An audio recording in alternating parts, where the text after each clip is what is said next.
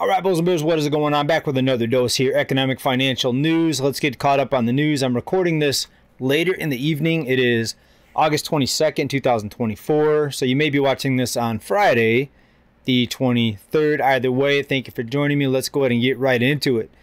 We know what's happening with the economy. If you've been on this channel, you know the game, you know the routine, and the talking points are that the economy is wonderful, that everyone is doing fine.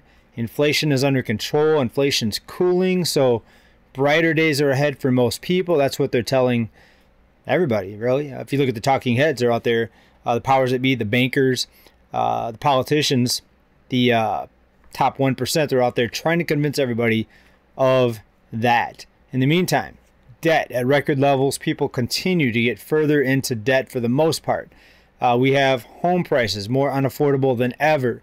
Everything is worse than right before the financial crisis. Yet everything's fine and everything is good. We even need to cut interest rates, right? So just that right there rips the veil off the facade that why would you need to cut interest rate if everything's fine, if everything's going just dandy?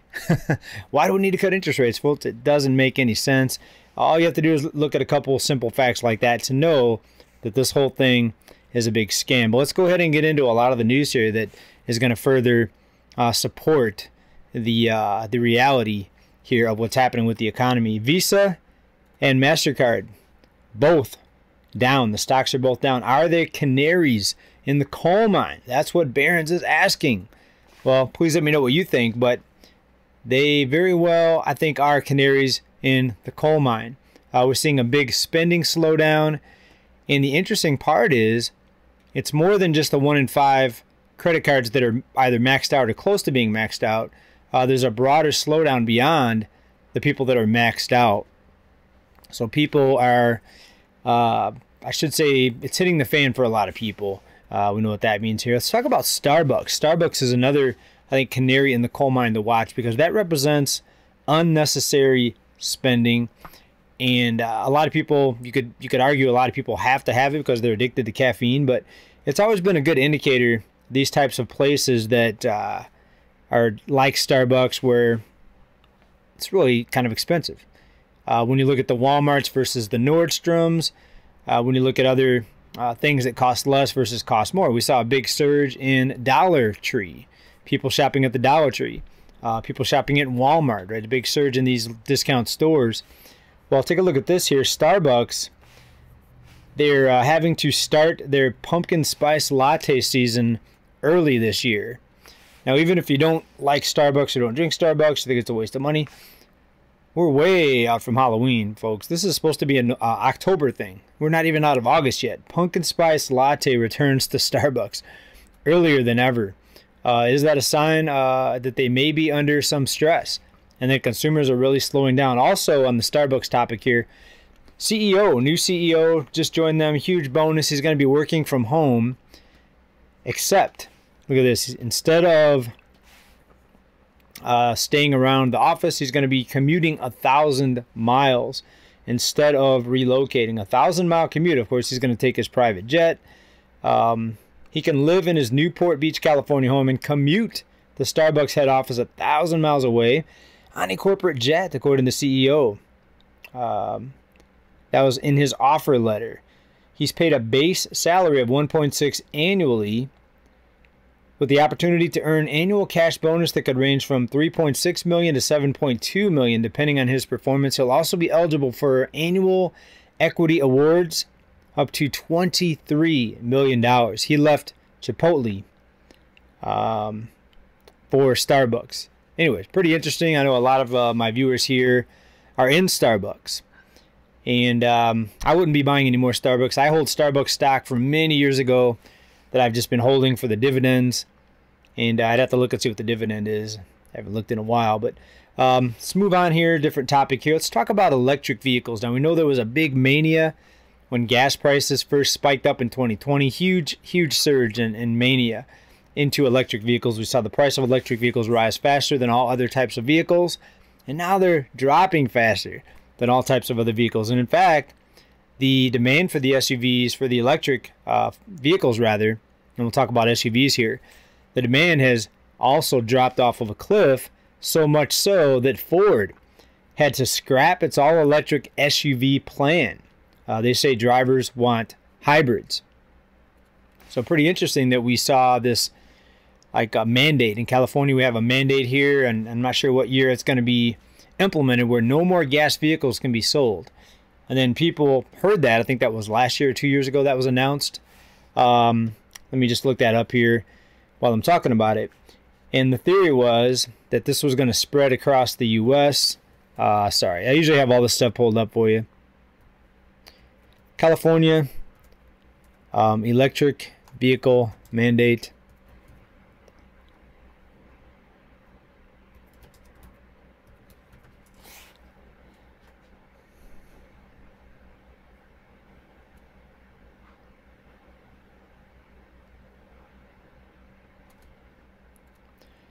Here we go. California drives towards electric vehicle future. Clean vehicle goals: in less than 2 years, 35% of vehicles sold must have zero tailpipe emissions. And by 2035, all light-duty vehicles sold must have zero emissions. Zero emissions. Essentially, that means an electric vehicle mandate by 2025, so 11 years. So we're headed in that direction. Do I think that's going to stick? No, I don't think electric vehicles are going to be the way of the future, because when you look at the energy involved in making the electric vehicle and producing the electricity, talk about the battery, the minerals that have to be mined, and then also just the electricity, generating the electricity requires fossil fuels. And a lot of people have studied that and said it's even more than just driving a gas vehicle, believe it or not. Crazy, but I believe that to be the real deal. Disagree or agree, let me know down in the comments, but we'll see how it plays out, and we'll see who's right here as we continue to follow this electric vehicle kind of ever-changing saga. Let's move on to real estate here. We talked about the Fed median home price chart in our previous report, and we talked about how that chart shows a topping pattern and how prices are down year over year by quite a lot. It was like $40,000 for the median home price. Whereas if you look at these other sources of home prices, they all say we're up year over year, like the National Association of Realtors, Redfin, Zillow. We know most of them, all of those other ones that I just mentioned, have a incentive and have an interest in keeping home prices elevated, or at least making people believe that home prices are still going up. So take a look at this.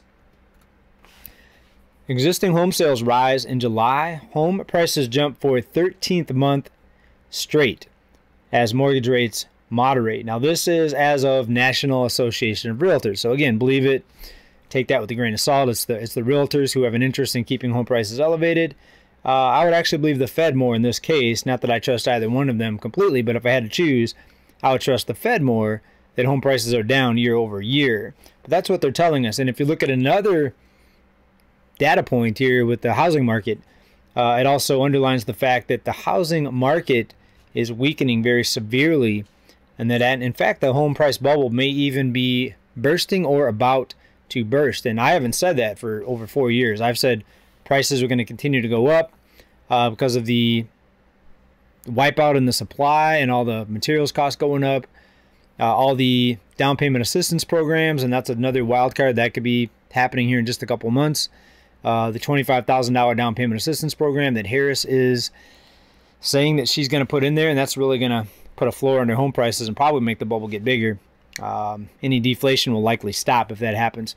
Also, corporate interests are buying up 1 in 6 homes.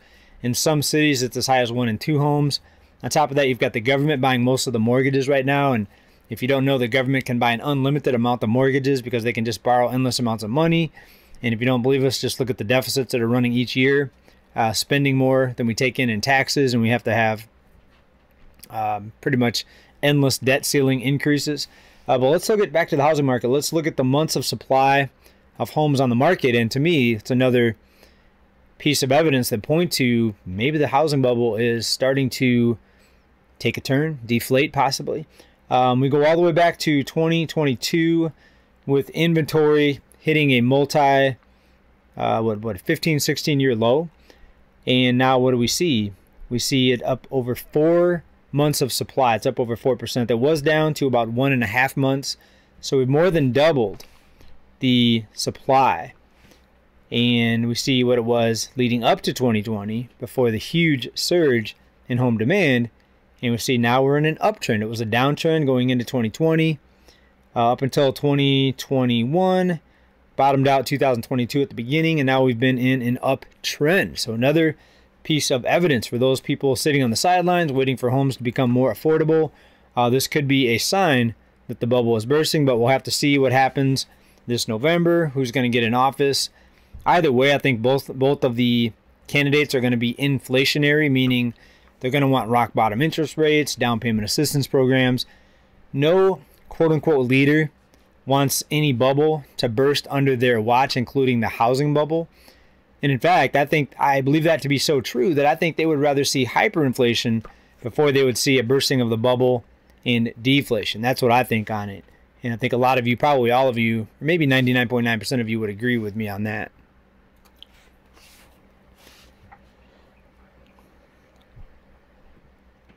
All right, now let's shift gears a little bit here. This is about the jobs number. My last video, we talked about how the jobs numbers came out and how hundreds of thousands of jobs were proven to be false, non-existent, not even there. And we looked at each month over the past few years. We always look at the jobs numbers each month, jobs added, non-farm payrolls, and the following month they'll revise it, right? So it's been 50,000, 40,000, 60,000. But in my last report, I forgot to give you how bad it is if you add up all of the fake jobs or jobs that actually were not really created. They said they were created, then we downward revised it a month later after the report came out. But when you get the total for the year, look at this, folks. For the year, 818,000 jobs. That's the downward revision. If you add up all the monthly revisions from the past year. Folks, that is scary. So the total number is actually 30% less than they initially reported. And remember, when these numbers come out, the markets go crazy. The stock market jumps up. All kinds of things, are tied into this jobs number. But when you get down to it, nearly 1 in 3 jobs that they told us, 30%, right? Close to 1 in 3. Nearly 1 in 3 jobs they told us that was created was not actually created. We've been warning about this, but even this is much worse than I thought. When you add it up, nearly 1 in 3 jobs, folks, that's even beyond what I had reported here. So things are continuing to get more and more interesting all the time here. Look at this here. Credit card debt continues to rise as housing and other costs remain high for the lowest earners. So credit card debt continuing to rise. Even though we're seeing a slowdown in spending, people are getting further and further into debt. Remember when the financial crisis hit 2008, we saw debt decline, right? Debt decline, a lot of it because of bankruptcies, people losing their homes. So along with those things, debt actually declined. And so when debt actually starts declining, we're in an economic turning point. Right now, credit is still expanding, aka debt. So we know we're not quite at the precipice yet, but I think we're very, very close. And I still see a big black swan situation popping up here before the end of October, because I think they're going to have to cover this whole thing up one way or another. So brace for that, folks. The black swan is still up there. It's flying around. It's ready to land. So keep stacking. Get ready for that. And let me know what you think about today's report. The housing market, the inventory, the highest it's been in many years. In fact, let me go back to that. Housing market inventory. It's the highest it's been since right around the beginning of the health crisis, right? So turning point for the housing market. The Fed says the bubble is bursting, that prices are down year over year. What do you think about all this? What do you think about the Starbucks CEO commuting 1,000 miles, getting that outrageous pay package? Ford eliminating their all-electric SUV.